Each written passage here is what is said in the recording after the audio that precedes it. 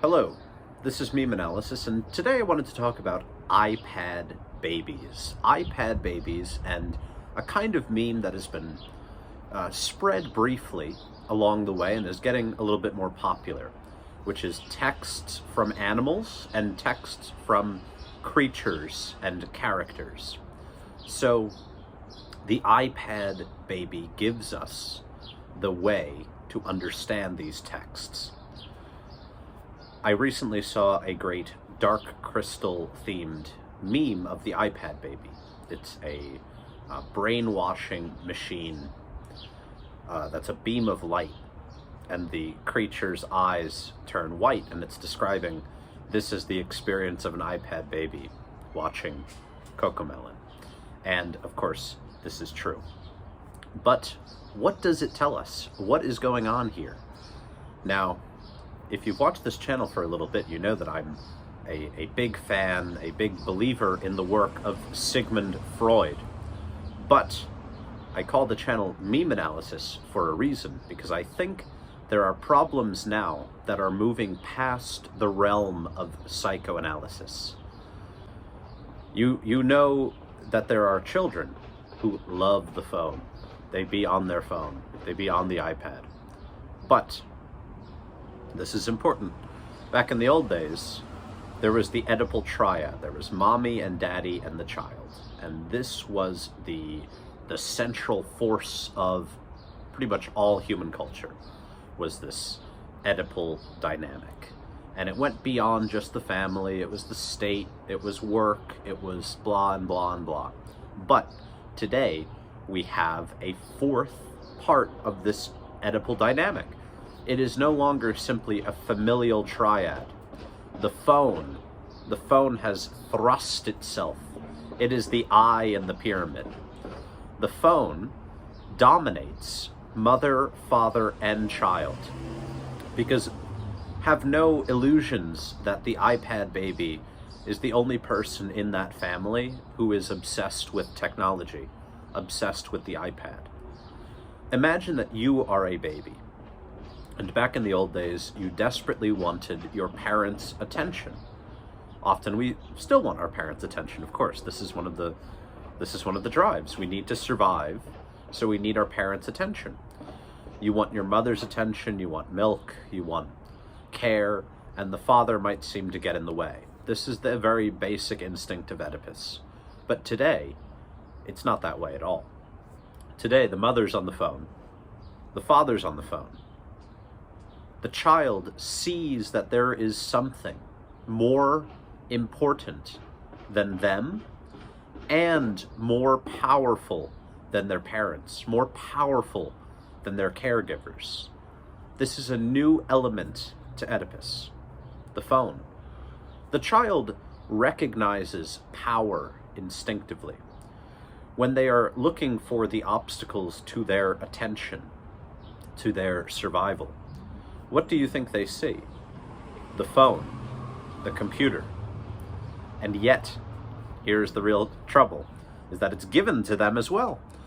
All mother, father, child are consumed by a more powerful authority. The authority of consumerism and fantasy, illusions, technology.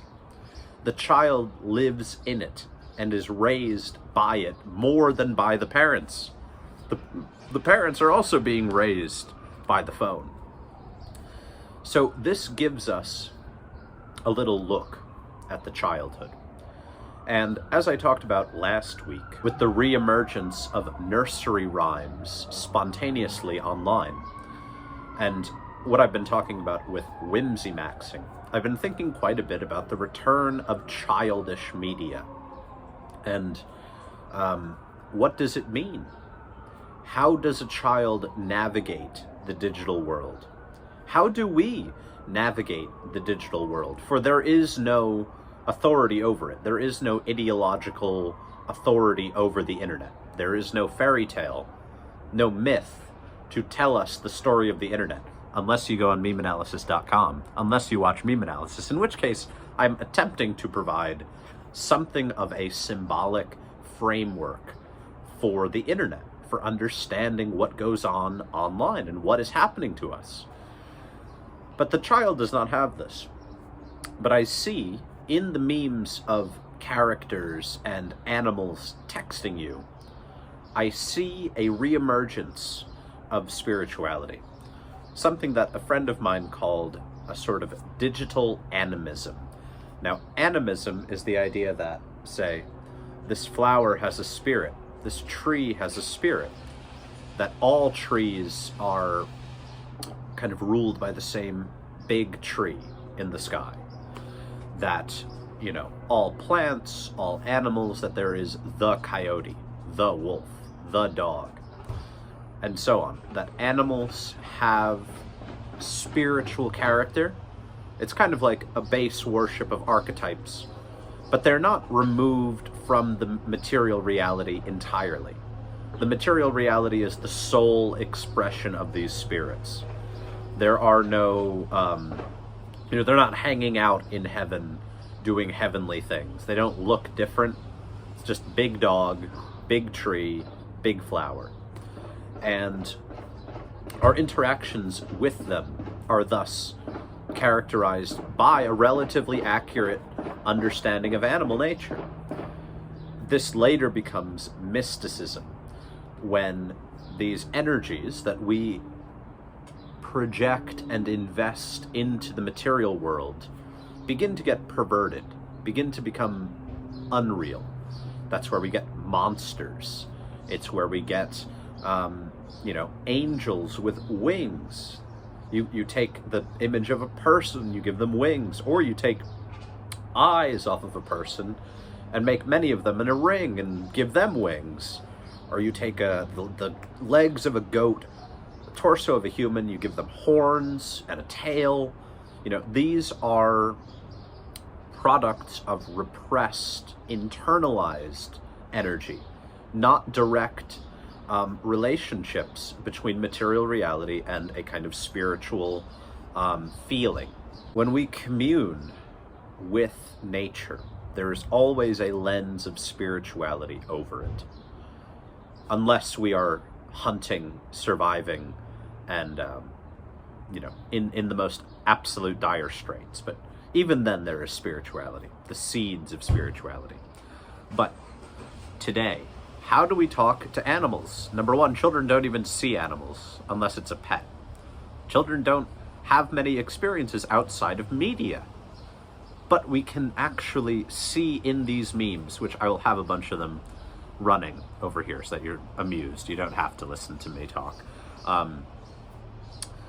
The basic structure, and perhaps I'll use my favorite example.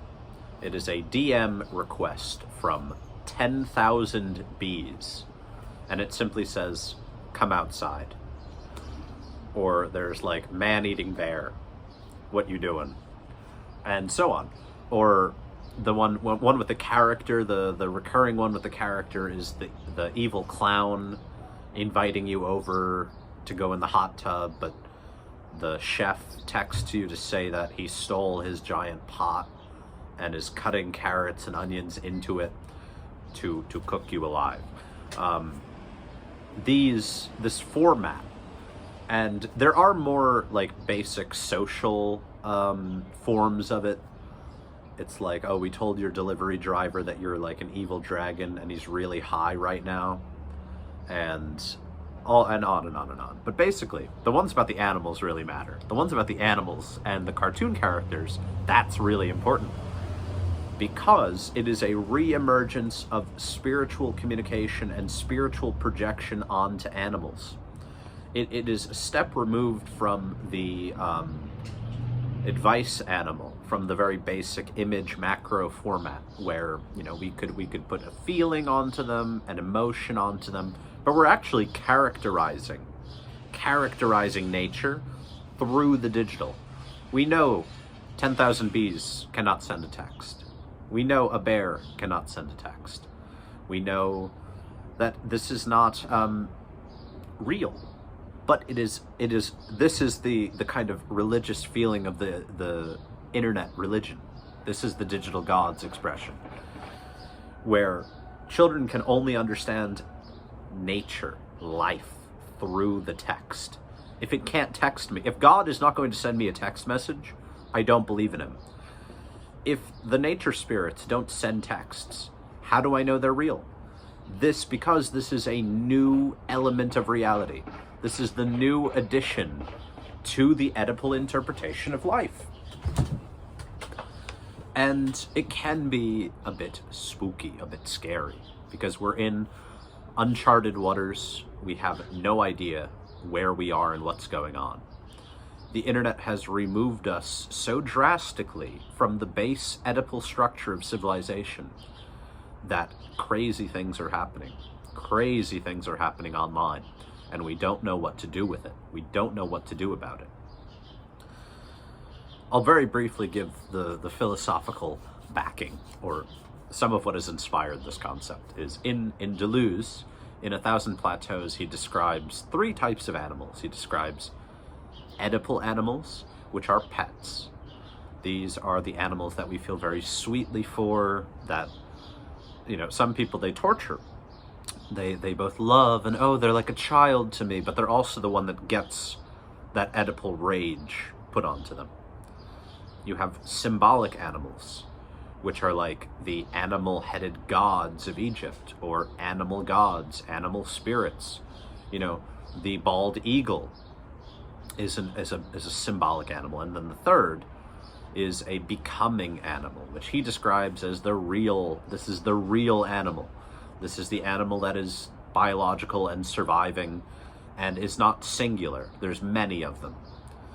And this, once upon a time, was the case when Oedipus remained dominant. But today, as he had predicted, capital technology has captured Oedipus and subsumed it with technology, and thus the emergence of a new form of animal type, and it is the digital animal.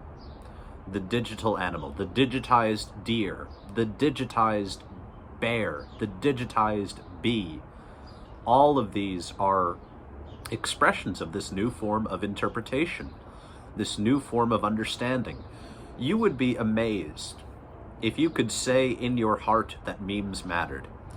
If you could read the internet as a grand new text, you would see how astounding some of the language and expression is. The internet at its worst is very dull, basic, Oedipal sex discourse and pornography and discussion of pop culture.